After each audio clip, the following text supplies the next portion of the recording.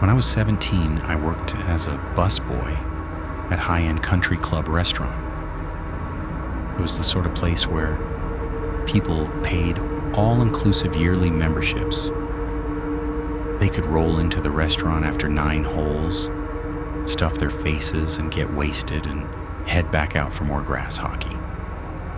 Anyway, policy was that the restaurant closes when the members are finished.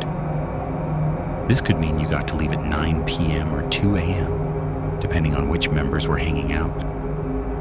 This could mean some late nights. One of the fun parts of the job was hopping into one of the staff carts and driving around the course to restock all the snack shacks. These were little stalls that had sodas, chocolates, and other miscellaneous crap you could jam into your face while watching a buddy 8 strokes deep in a bunker. Late one night, after a wedding reception, and after we fed and shot the shit with the band, I got shack duty. Everyone else was busting ass on cleanup and next day prep, so I went solo. Was stoked it was accepted practice to nab a couple bars for oneself when doing the rounds. So I hope into a cart and head out onto the course. It's getting close to 3 a.m. So, I'm not sure if you've been out on an unlit golf course at 3 a.m., but it's a little surreal. It's not like you're in the wild. Everything is smooth lines and picturesque, but you are far away from fucking anything. Lots of fencing is up to keep critters and people out too. Never really had any concerns at all being out there late at night. Except this time. I'm at hole 6, heading up to the snack shack, like a porta-potty-sized pantry, in the cart, when the door, only closed by staff at night, locked in off-season, slams shut. Before I can really react, someone screams from inside, "I will fucking kill you." So I lose my shit and beeline back to the resto at the cart's top speed of fuck all, shitting bricks, and attempting not to think about getting shot in the back. By the time I get back, I've convinced myself it's a prank and everyone's going to be laughing at me. But boss sees my face, I tell him what happened. Tells me only a couple people haven't clocked out. It's not staff. Police come out, take statement, search shack. All the food and soda is gone. Interior is plastered with shit and blood. Random letters on the walls. Found hole dug under perimeter fence. I stopped doing night runs to the snack shacks. They tore that one down. Good times. Can't see anything golf without thinking about it.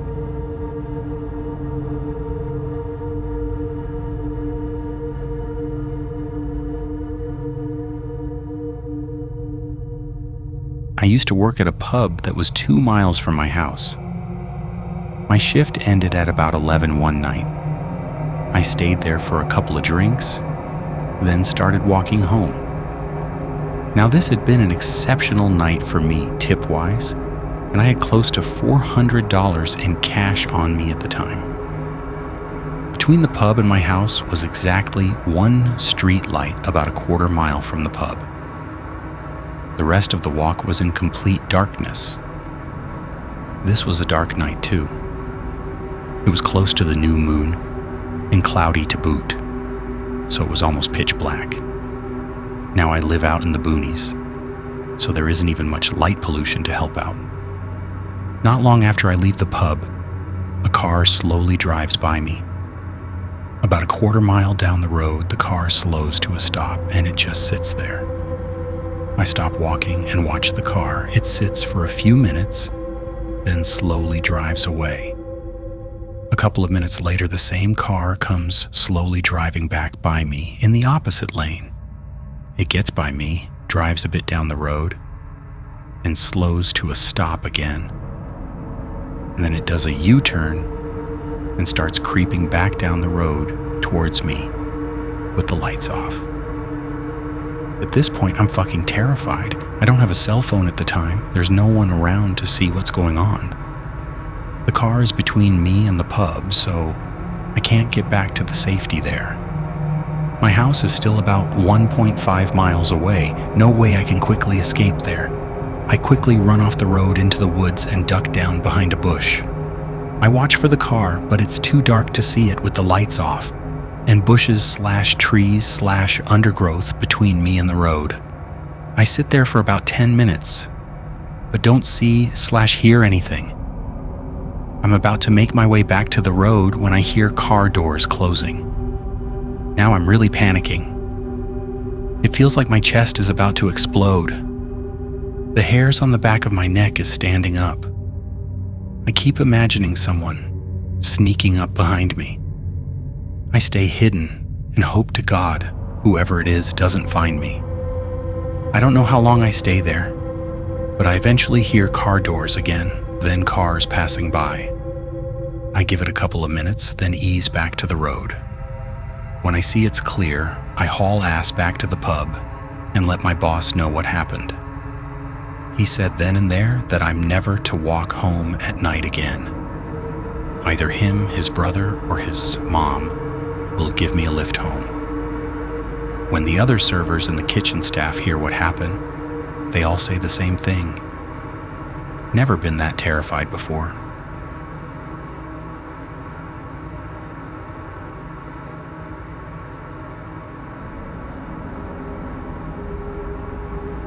It hit crunch time towards the end of a project, and there was a lot of people in the building I work in just chugging away to their deadlines, commonly until 5 to 6 a.m. So not night shift, but close enough. Anyways, it hits 4:45 a.m., and I decide to head off home for some sleep to then come back in for 10 a.m. Say bye to some friends and promptly begin to head back home, which is barely a 15-minute walk away. As I walk across the car park, I spot a guy walking on the pavement, way on the opposite side, dressed in a full black tracksuit with his hood up and cap down.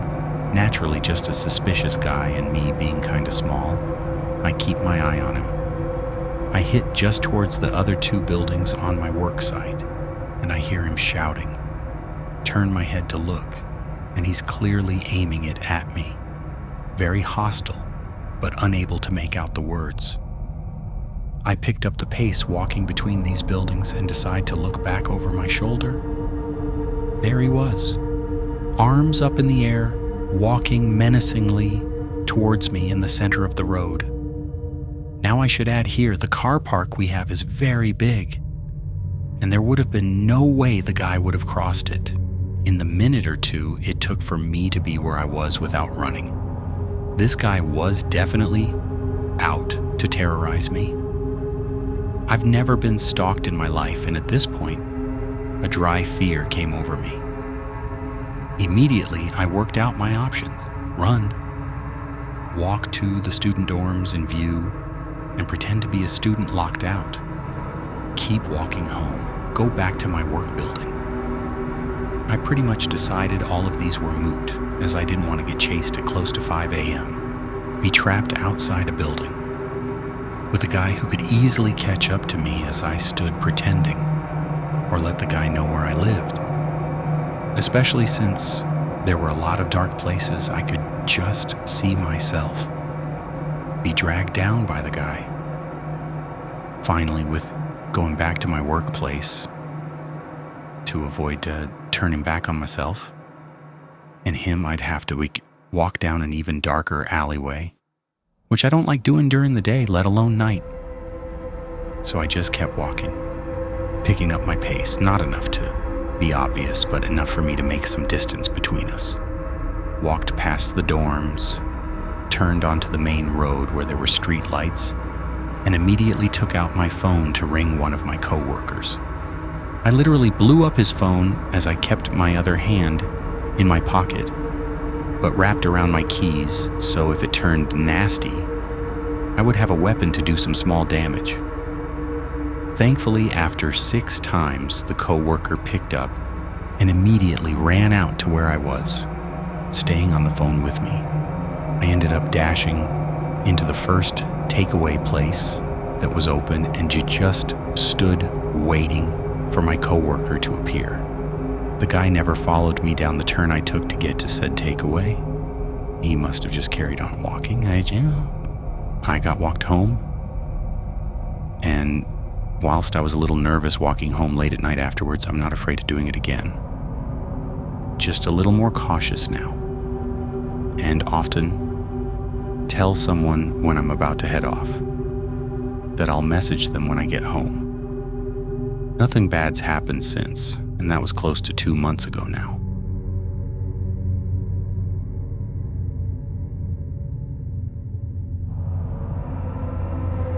My brother moved in with me a few months ago and got a job doing night shift custodial work at a nearby high school. His work day starts at 10 p.m., and fortunately for him, it's close enough to walk because he gets off shift about 20 minutes after I have to leave for work in the morning, and he doesn't have a car. One night, a little after midnight, he calls me in a panic asking me to come down and pick him up because there's some kind of weird shit happening, his exact words, and there's no way he's sticking around by himself. My brother isn't the sort to freak out over nothing, so I hop in the car, in my jammies, and head down to the high school. A little background is needed here. As children, my brother was apparently sensitive. He often talked about various seemingly supernatural encounters. In one very old house we lived in, he told our parents that a man would come to his room at night and tell him bedtime stories. It wasn't until we were grown up that our father told us that a distant relative had committed suicide in the same room that was my brother's bedroom, years before either of us was born, and that my brother's description of the man matched the deceased relative. I'm the exact opposite. Nothing creepy or supernatural ever happens to me or around me. If it happened there before, it doesn't happen when I'm there, and often doesn't return after I leave.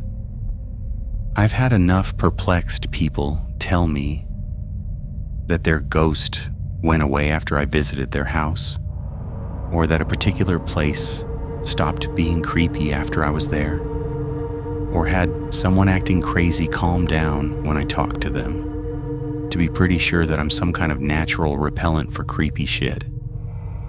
So I get to the high school, and my brother is standing by the front doors. He runs over to the car and tells me that I have to come and make it stop. It was the sound of lockers opening and closing just out of sight. He would turn a corner of a hallway and hear a locker open and slam closed behind him, or around the corner of the next hallway.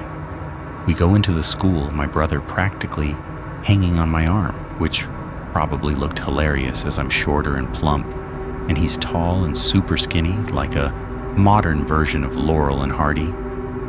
We walk up and down all the halls. Nothing happens. No sounds, no movement, no lockers opening or closing, no cold spots, no inexplicable drafts, no creepy noises or feelings. We walk down the last hallway, at which point it's getting on for 1 a.m., and I'm tired and just want to go back home. There's one locker standing ajar, and as we approach it, my brother reaches out to close it, pulls his hand back and says, "You do it." I close the locker. Nothing happens. Finally, my brother says I can go, as long as I promise to come back the next night if there are any more problems. A week later, he comes home and hands me a thank you note and a $50 Amazon gift card from the head of the custodial department for services rendered.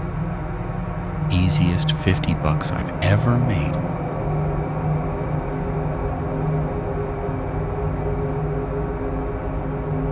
Now remember, keep your lights on and your doors locked. Then subscribe for more horrifying true stories.